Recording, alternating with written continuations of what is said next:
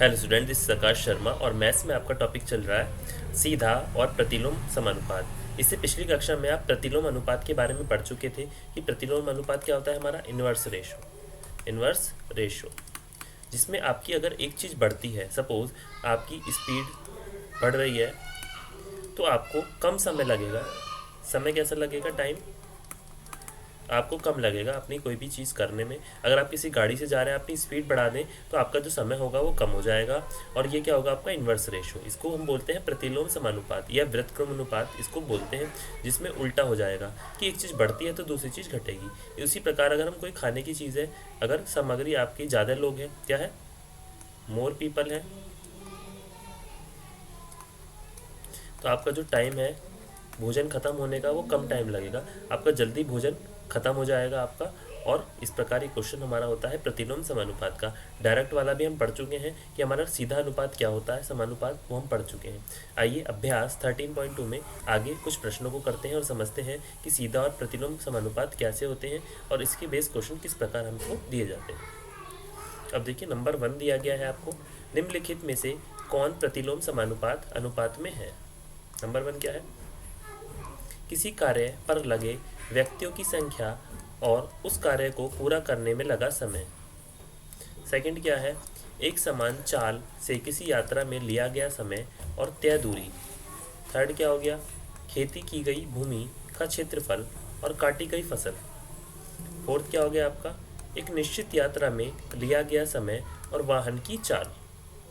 Fifth क्या हो गया आपका? किसी देश की जनसंख्या और प्रति व्यक्ति भूमि का क्षेत्रफल। तो प्रतिलोम अनुपात क्या है? अगर कोई व्यक्ति है, व्यक्ति की संख्या और उसके द्वारा किया गया पूरा समय, वो एक प्रतिलोम अनुपात में आता है। एक समान चाल से किसी यात्रा में लिया गया समय और दूरी, वो एक प्रतिलोम अनुपात है आपका। उसी प्रकार खेती की भूमि का क्षेत्रफल और काटी गई फसल, ये समय आपका प्रतिलोम में है। एक निश्चित यात्रा में लिया गया समय और वाहन की चाल, ये भी आपका प्रतिलोम अनुपात है। किसी देश की जनसंख्या, पॉपुलेशन और प्रति व्यक्ति भूमि का क्षेत्रफल, ये आपका अलग अनुपात में। अब बस देखिए, यहाँ प्रतिलोम समानुपात है क्योंकि प्रति व्यक्तियों की संख्या कम होगी, क्योंकि कार्य को पूरा करने में अधिक समय लगेगा। तो अधिक समय लगेगा, व्यक्तियों की संख्या कम होगी तो अधिक समय आपको लगेगा। सेकेंडली क्या है आपका? यहाँ प्रत्यक्ष समानुपात है। कैसा अनुपात है? प्रत्यक्ष अनुपात है, क्योंकि जितने समय होगा, जितना अधिक समय होगा उतनी अधिक दूरी तय होगी। ये प्रत्यक्ष हो गया। सेकेंड वाला आपको बताना है कि कौन सा प्रतिलोम में है और कौन सा समान अनुपात में ये है। अब थर्ड देखिए, यहाँ प्रत्यक्ष समानुपात है, आपका डायरेक्ट समानुपात है, क्योंकि जितनी अधिक खेती की भूमि का क्षेत्रफल होगा उतनी ही अधिक काटी जा सकती है फसल और अधिक काटी गई फसल होगी। ये बात आपको क्लियर होती है। अब देखिए फोर्थ, यदि प्रतिलोम समानुपात है क्योंकि यदि वाहन की चाल अधिक होगी तो यात्रा में लिया गया समय क्या होगा? कम होगा। यहाँ प्रतिलोम है, अगर वाहन आपका तेज स्पीड से चलेगा तो उसका जो टाइम है वो टाइम का रेशो उसका घट जाएगा, अर्थात कम समय में आप अपनी दूरी तक पहुँच सकते हैं या अपनी मंजिल तक, अपने टारगेट तक आप वहाँ पर पहुँच सकते हैं। अब देखिए फिफ्थ, यहाँ प्रतिलोम समानुपात है क्योंकि देश की जनसंख्या जितनी अधिक होगी प्रति व्यक्ति भूमि का क्षेत्रफल उतना ही कम होता जाएगा। अगर पॉपुलेशन हमारी बढ़ती है तो पॉपुलेशन किस प्रकार बढ़ेगी? ये आपकी पॉपुलेशन बढ़ रही है और आपका प्रति व्यक्ति भूमि का क्षेत्रफल क्या होता जा रहा है? कम होता जा रहा है। आपको रहने के लिए कम जगह बचेगी अगर जनसंख्या बढ़ती चली गई, तो आपका भूमि का क्षेत्रफल कम होता जाएगा। अब नेक्स्ट देखिए, सेकेंड आपको दिया गया है एक टेलीविज़न गेम शो। क्या है? गेम शो चल रहा है, में 1 लाख रुपए की पुरस्कार राशि विजेताओं के समान रूप में वितरित की जानी है। कितनी समान रूप में वितरित की जानी है?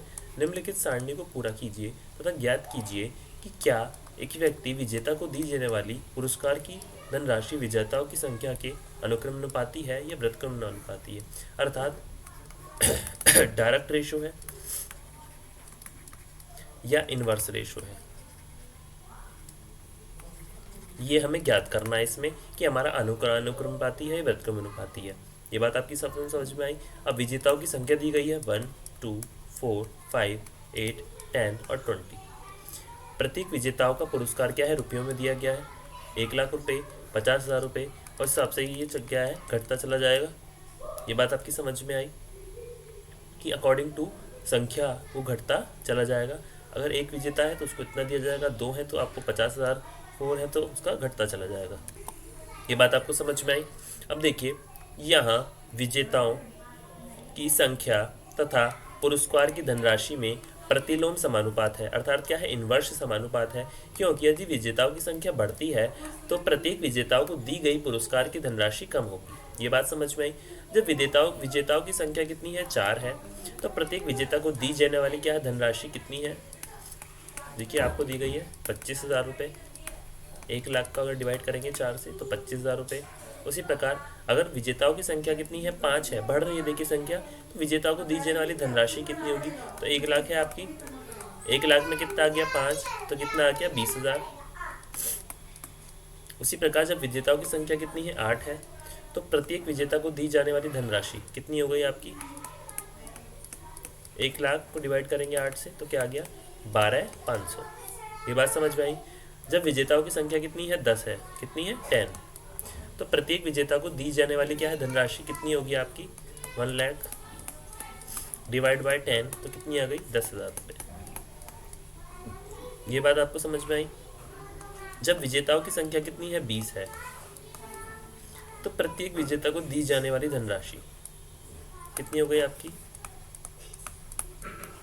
20, तो ये आ गया आपका 5,000। तो अब देखेंगे यहाँ पर कि जिस हिसाब से आपके विजेताओं की संख्या बढ़ती जा रही है, उनको दी जाने वाली धनराशि घटती जा रही है। पहले 25 थी, फिर आपकी 20,000 हो गई, फिर आपकी 12,500 हो गई, फिर आपकी 10,000 हो गई। ये बात आपको क्लियर हो गई अच्छे से कि आपकी जो राशि है वो घटती जा रही है। अब नेक्स्ट देखिए, क्वेश्चन नंबर आपको दिया गया है 3। रहमान तीलियों या डंडियों का प्रयोग करते हुए एक पहिया बना रहा है। क्या बना रहा है, एक पहिया बना रहा है। वह समान तीलियां इस प्रकार लगाना चाहता है कि किन्हीं भी क्रमागत तीलियों के युग्मों के बीच के कोण बराबर हैं। ये बात आप देख रहे होंगे। देखिए इस प्रकार की ये तीलियां लगा रहा है, तीलियों या डंडियों का प्रयोग करते हुए पहिया बना रहा है। इस प्रकार है कि पहिया बन गया। यहाँ पर उसने कितनी तीलियां लगाई, ये 6 तीलियां उसने यहाँ पर लगाई हैं। अब यहाँ पर देखिए कितनी लगाई हैं,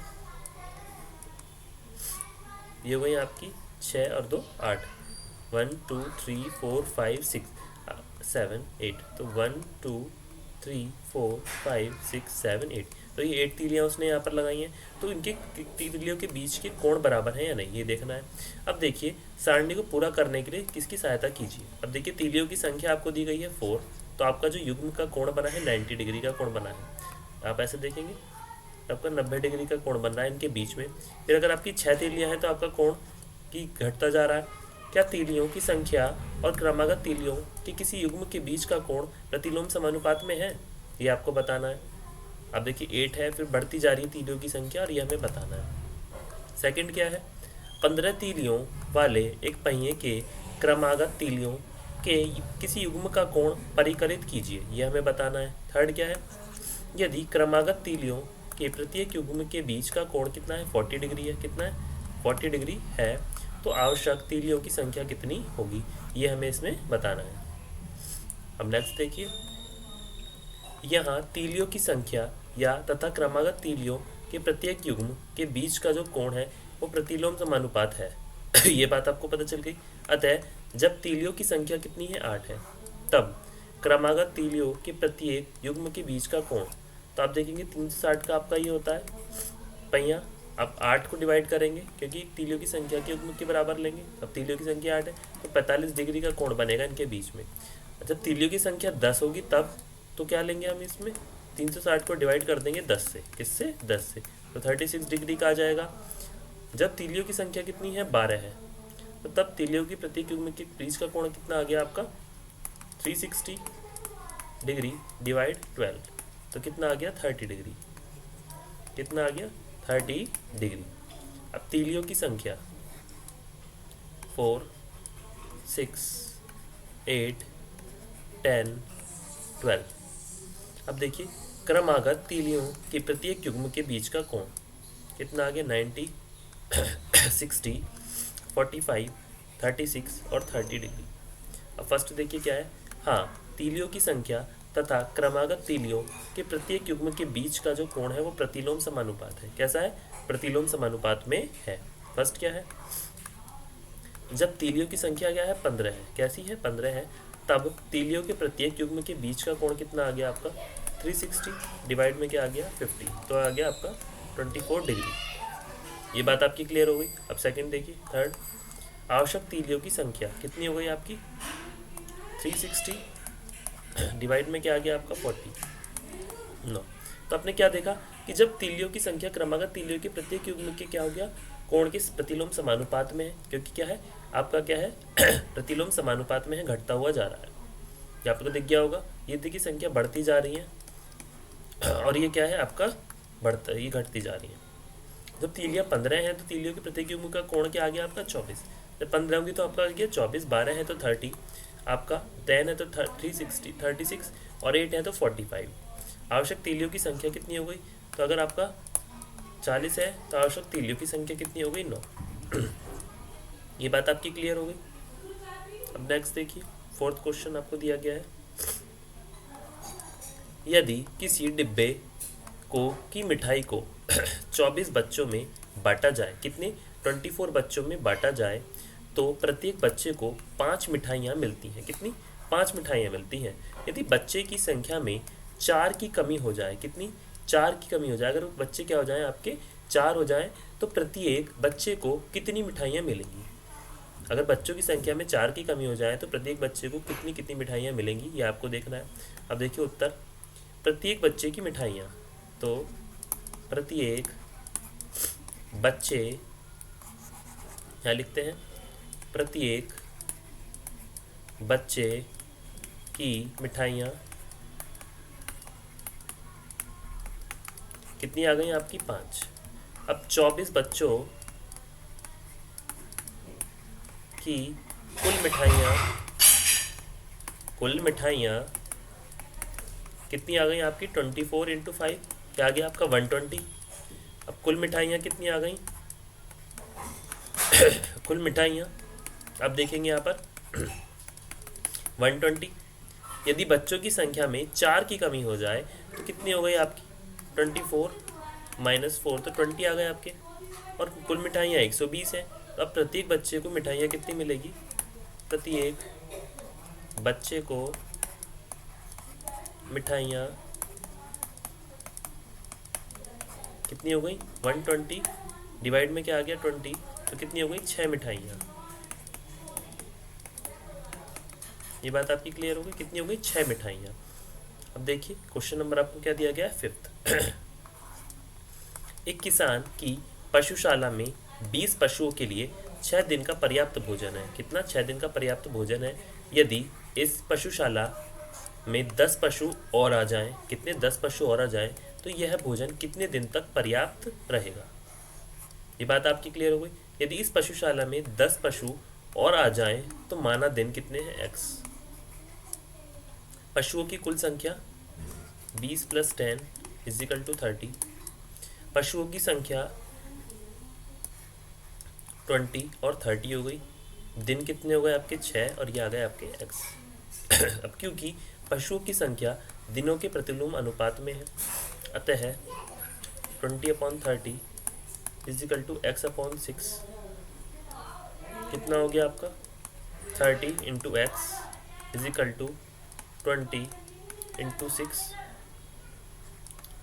x = 20 × 6/30, तो क्या आ गया आपका 4। अतः यदि पशुशाला में 10 पशु और आ जाएं तो यह भोजन 4 दिन तक ही पर्याप्त रहेगा।